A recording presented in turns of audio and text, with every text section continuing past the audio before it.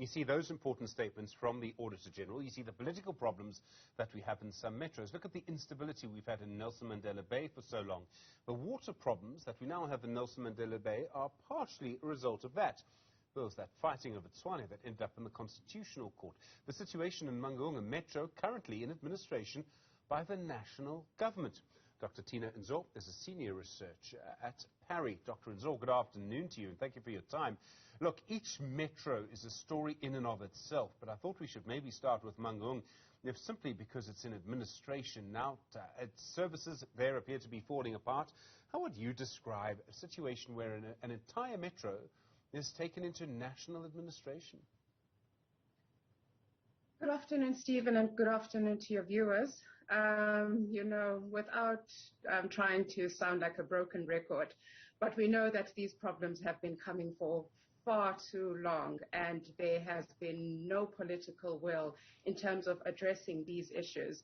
Now, with the case of Mangaung is a very bizarre case because, if you had also had an opportunity to listen to an interview that Koli had with the provincial HOD in the Free State, he actually indicated that they have been in a situation where they can't do anything in terms of intervening anymore because of the resistance and the consistent undermining of accountability and rule of law. When a provincial government has to intervene and then, tells us that they have been defeated and then they now need national government to come in and intervene, what does that really tell us about the state, of our accountability and the adherence to rule of law in this country? It means that we have municipalities such as Mangaung who have actually gone rogue, and because of their constitutional defense that local government is an autonomous, level of government, then they try to use that to defend primarily what we are seeing as a very politically rogue nature. So that kind of political might that they are actually exuding tells you that there is more that we need to do. And most probably what we should be actually questioning, Stephen, is whether our current form of decentralization, where local government is seen as autonomous, is actually working for the citizens if national government if provincial government is prevented from intervening. As I understand it, in the 1990s, when the Constitution was negotiated, the idea of spheres of government, local, provincial, national, all being on the same level rather than one above the others, the provinces above councils, was quite revolutionary.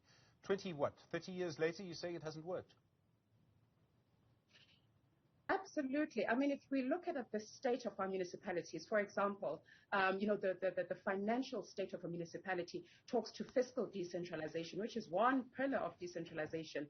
There's political decentralization and there's administrative decentralization. So yes, in South Africa, we had made an inroad in terms of having a very devolved system of decentralization. But now the problem, Stephen, is that we adopted the decentralization principles, forgetting that we were dealing with a very partisan system of governance.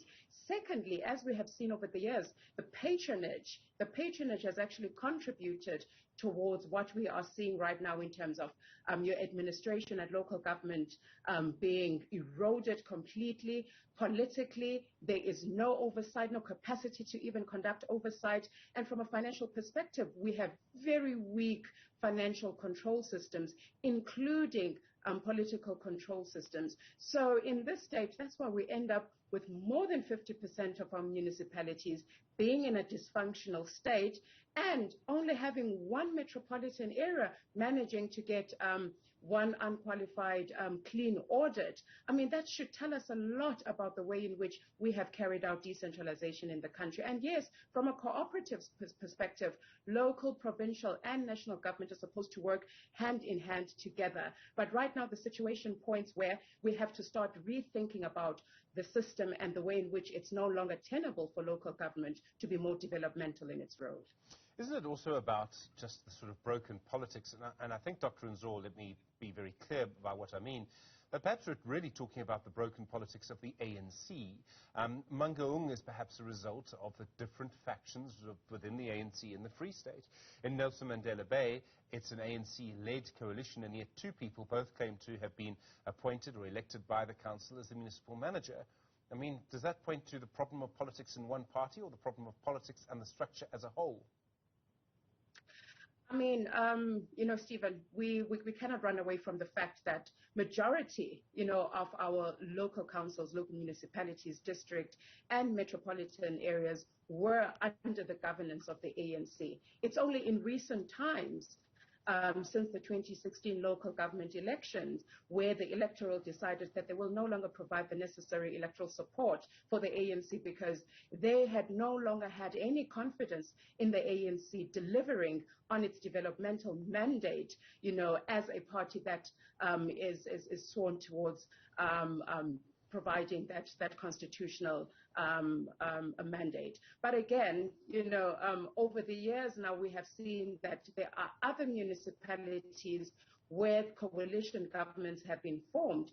Yes, that disconnection, that rejection of the ANC rightfully speaks about the poor service delivery and poor performance, the corruption, and the patronage that pillaged the system. But again, like I'm saying, that recently we have seen coalition governments coming into formation, but there has been political instability in most of these metropolitan areas, which worsened the situation, in fact, even exacerbated the appalling accountability system that we have, because at the end of the day, Stephen, we can see that politicians are not putting the interest of the citizen in the forefront. They are putting the interest of their political party and what they stand to gain from being in power in these different municipalities. So yes, as much as the ANC had really caused a lot of damage in our municipalities, but again, the lack of political maturity that we are also seeing in the coalition partnerships or coalition governments is not yielding the best results that we want to see in terms of really fixing local government and getting things right. We're about to enter a bigger era of coalitions, but possibly also a bigger era of political accountability. In other words, if people don't perform, they're voted out, as you point to. We've seen the ANC voted out in areas where it seemed to have failed in certain councils. Now, if this continues, and I mean, Malutia Pafong is a great example of this in the Free State, eThekwini perhaps a slightly different example in KwaZulu-Natal. If this continues, do you think that this will lead to better governance because there will now be a politics of accountability, or do you think it will not lead to better governance because of the patronage nature of coalitions that we've seen so far? Well, under the circumstances, what I think South Africa needs to start considering is whether, were we ready, to get into coalition formations, taking into account of the partisan political system that we have in nature.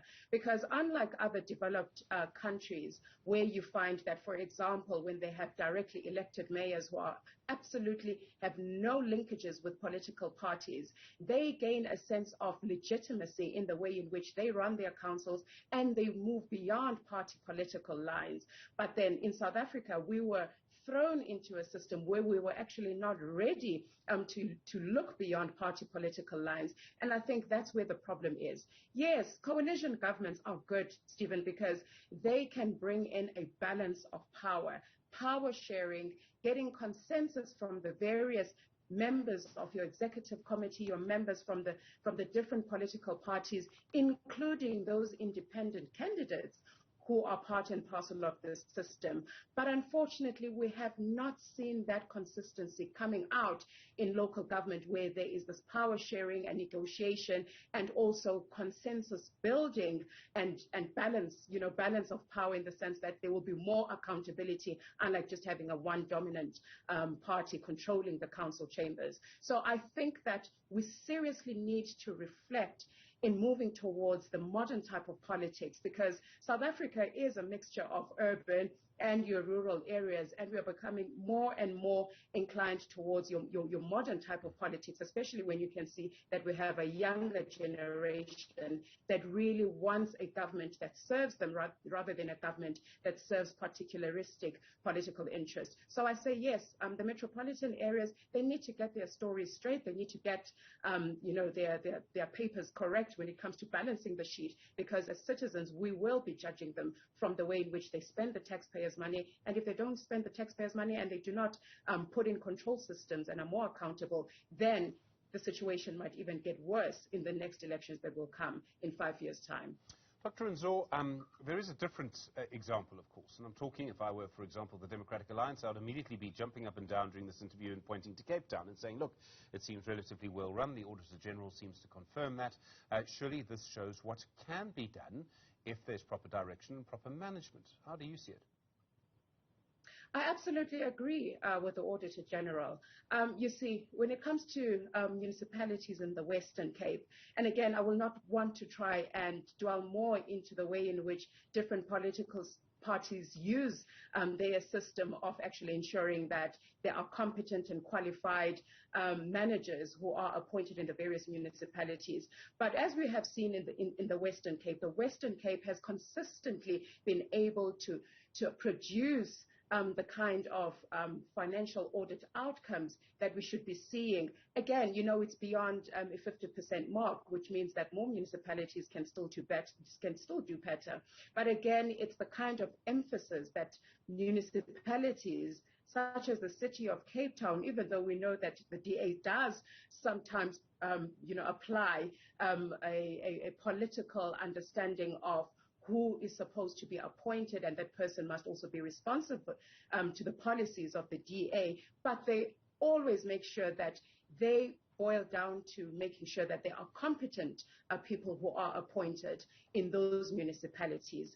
Again, that has been the greatest weakness of the ANC for the past few years, where we have seen more and more individuals being appointed without the necessary competencies and skills. I mean, for example, there was another scandal that came out in one of the municipalities in the Eastern Cape where a municipal manager had actually forged his matric qualification. I mean, how does that happen, under your watch as a governing party of a municipality? So it says a lot about the way in which we need to change the appointment and recruitment of senior managers who are actually at the crux of ensuring that there is implementation when it comes to the policies and the decisions that are made by council, and also ensuring that those decisions are done within the orbit of the rule of law. So yes, merit-based systems, I think they have played very well for most of the municipalities in the Western Cape when it comes to their recruitment and their appointed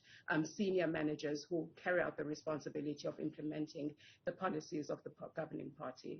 Dr. Thina Nzo, thank you, Senior Researcher at PARI. I do appreciate the time.